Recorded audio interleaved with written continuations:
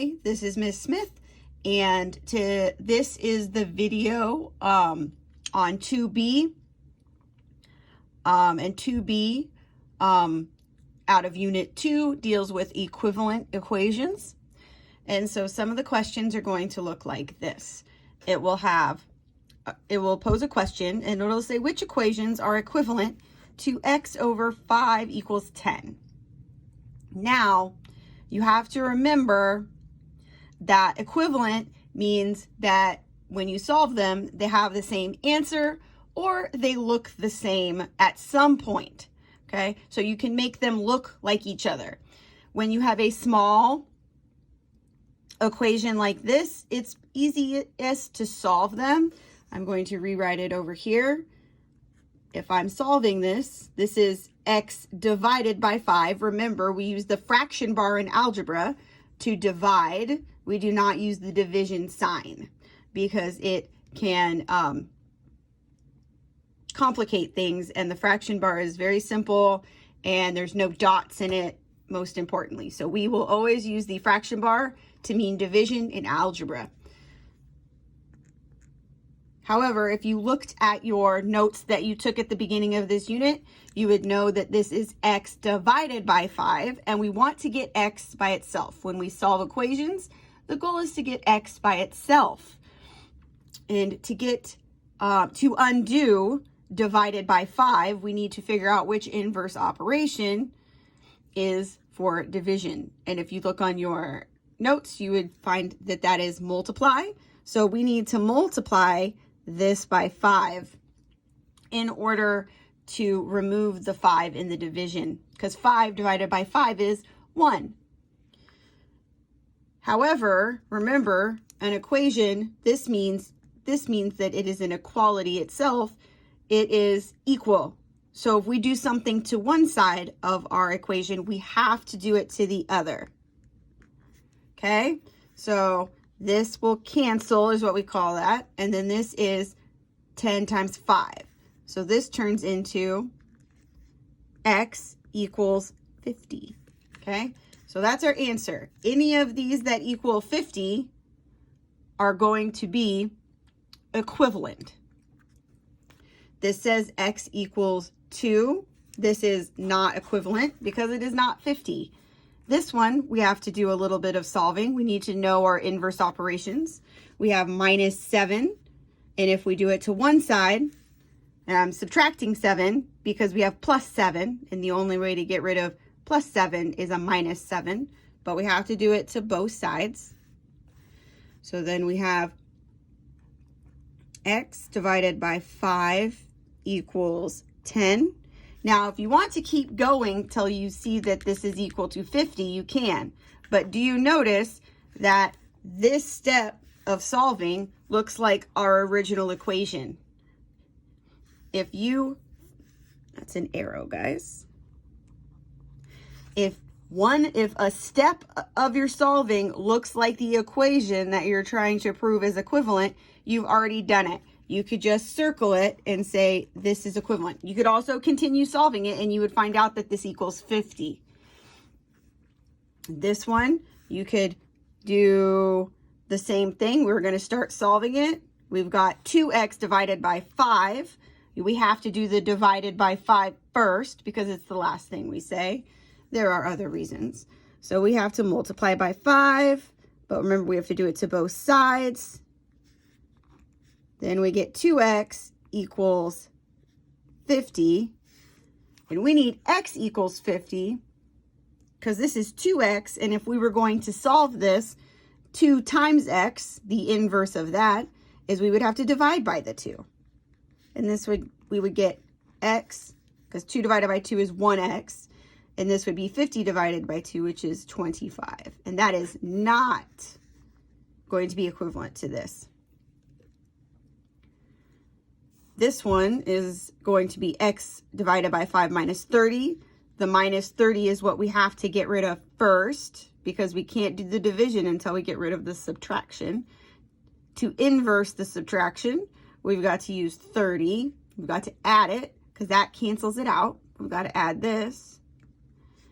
And then you have x over 5 equals 50. But as you notice, we're going to have to multiply by 5 like we did before to get rid of the fraction. And x is going to be equal to 50 times 5, which is not 50. So this one also is not. So you have one equation that was equivalent, that had the same value. Okay. Here is another equation that is similar, and it says, which equations are equivalent to 5x minus 7 equals 18? So first we would need to solve that. So I'm going to rewrite it down here.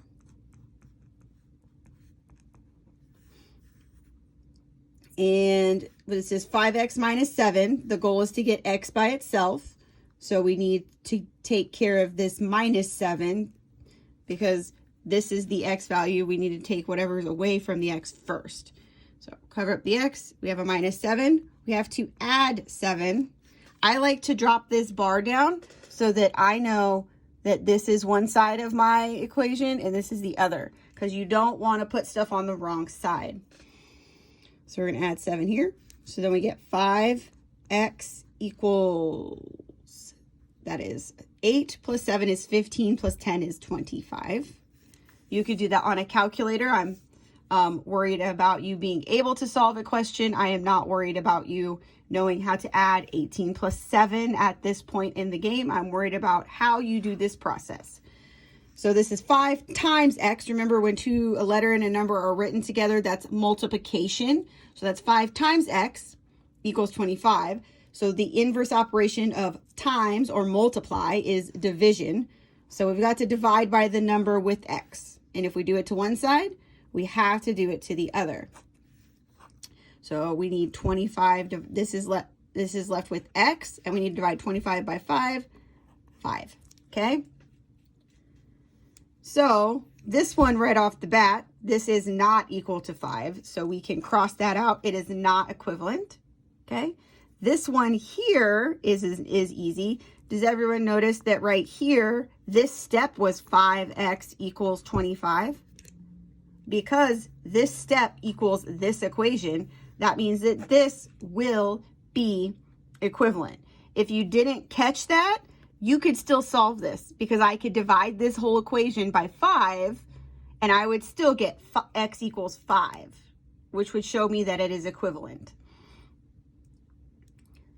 We're going to work with this one because this is the next easiest one to do. For this, we have 10 times x minus 15. So the first thing you're going to want to do, obviously, is you cover up your x value. You have this 14 that's away from the x. We're going to do that first. So we're going to add 14, because the inverse of subtract 14 is add 14. And then we're going to do it to both sides, because that keeps our equation equivalent. And equations are like balance scales. And if you take something off one part of the balance scale, you have to do the same thing to the other to make it even still and balanced. So this is going to cancel out. Then you're left with 10x equals 6 plus 4 is 10. And then 10 plus 30 plus 10 is 50. Okay. And then 10x is 10 times x. We're going to divide by 10. 10 divided by 10 is just x. 50 divided by 10 is 5. There's a really easy way to do this. If you have zeros at the end of your division, you can literally just cross them out. And now I have 5 divided by 1, which is 5. This is equal to this. So this is definitely equivalent. Remember, this is our original equation. Over here, we have to do the same thing. The only issue that someone might run against is there's 2 x's here on each side. So the rule when there are variables or x's on each side of the equation is that you are going to take the smallest number to the larger number. Now I have a 2x and I have a negative 3x. Now a negative number is always going to be smaller than a positive number. So I'm going to take this negative 3 and then the sign in front of a number always goes with it. So I'm going to move this -3 over to the side of the 2x. I'm going to do that by using inverse operations like I always do to solve equations. I'm going to add 3x because it was subtracted. And if I do it to one side, I have to do it to the other side. Here is the kicker. When you're doing this, you need to write the 3x under its like term. Don't write the 3x under the 7 because those are not like terms. They don't have the same ending. They're not apples to apples. They're apples to oranges. So this x matches with this x, and you need to write it under there so that you don't combine the wrong terms. All right.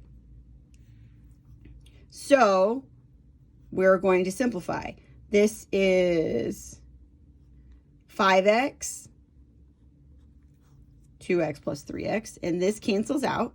Minus 7 equals 18. Now, we could continue, right? We could keep going on, but do you notice that 5x minus 7 equals 18 is the same as our original equation? Yes, it's the same as our original equation. All we did is that one step, but these are the same. So we have proved that they're equivalent. If you didn't catch this and you kept solving, you would still find that they're equivalent because once you finish solving it correctly, you would get x equals 5 just like we did the work right here. Because this work right here is the same work we would do to solve that one, which is why I'm not going to do it again. So this is one way to show equations are equivalent for target 2B in Unit 2, creating and modeling equations. Hi, this is Ms. Smith, and this is another video on how to determine if equations are equivalent. This is another example of what you will be expected to know for the Unit 2 assessment. And it will have something a little more complicated like this. So there's several ways to do this. One way, you would have to solve all of these to find what it equaled, okay? And everything that had the same answer would be equivalent, which is kind of what I prefaced in a different video.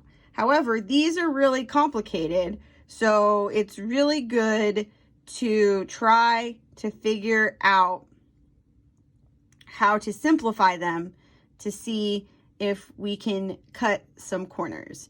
So I'm just going to go about solving this and do some steps for each side. So the first thing we need to do is simplify this to see what we have. This is this negative number with the parentheses. There is, this seems to help. This just means opposite everything inside, but it's also like multiplying everything by a -1. So there's like an imaginary 1 there. Well, not imaginary. There is, it's saying take a -1 times everything to change it to the opposite is what it's saying. So you can add the -1 in there if that helps you see how you need to distribute this. So you would take a -1 multiplied by that and that. So this turns into 2 minus 5x minus 4. So that's one step. The next step requires us to combine like terms. This 5x is by itself, but you can see there's a 2 and a -4. 2 minus 4 is -2. So we could combine those two terms to be a -2, and this would be a -5x minus 2. So this is looking promising. If you notice on this right side, there's a -5x plus 2. And if you look, there's a 6x plus 5 over 3. So this side matches this side, and this side matches this step. If either of the sides matches at any point when you're simplifying this, it is equivalent. So this is equivalent because this step and this step are exactly the same as this step and this step. So there's one way to solve this, okay? So I know for sure this is definitely equivalent. So then the next thing that you could do is there are two ways to simplify 6x plus 5. One is when you have something that is divided by a number, you can simplify it simply by taking each of the top numbers divided by the bottom numbers. So we have this, and then this here, 6 divided by 3, turns into 2x plus 5 over 3, because 6 divided by 3 is 2x. So this is what that will equal. And if we look over here, we're looking for 2x plus 5 over 3. If you look, that's right here. 2x plus 5 over 3 is right here. Now we got to double check and make sure this side matches. So we know that this side is a match. Then we look over here and we see that this original statement is this statement. So this matches this side and this matches one of that side because we simplified it. We know that that is also equivalent. This one, this is a 2 and this is a 3 and this is a negative 5x plus 6. And do you see that's not what is right here? Because this will never equal that. This cannot be equivalent. All right. This is 6x plus 5. So it looks exactly the same, but it's like this 3 is forgotten. So there's no way to get rid of a 3 by erasing it in algebra. So because these are not exactly the same, this is also not equivalent. We just need to figure out this one. Well, if we drop this down to where we've been simplifying, we have 6x plus 5 over 3. This divided by 3, we simplified it by dividing each one by itself, but we can also use inverse operations.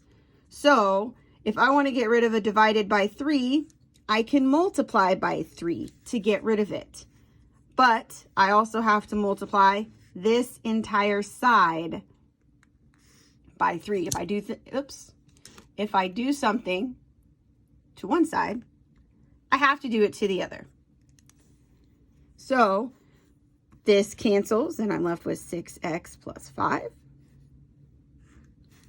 And then 3 times a negative 5x is negative 15x. Okay. And then 3 times negative 2 is a minus 6x. So, as you can see, it's close, but does this side equals this side, but does this side equal that side? No, it can't be halfway right. It has to be 100% right. That is definitely also not equivalent. So this is the second way to prove things are equivalent for target 2B equivalent equations.